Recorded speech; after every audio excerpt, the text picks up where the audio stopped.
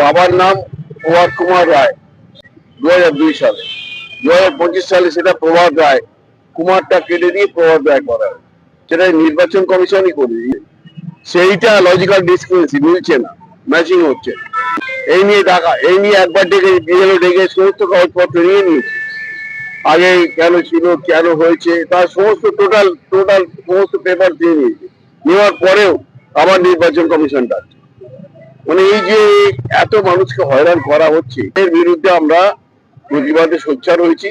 তো বিরোধীদের উপর অত্যাচার হচ্ছে, সাধারণ মানুষের উপর অত্যাচার হচ্ছে নির্বাচন কমিশন এবং কেন্দ্রীয় সরকার যে এইভাবে অত্যাচার করতে পারে, এটা আমাদের ধারণা ছিল না অতীতে কখনো।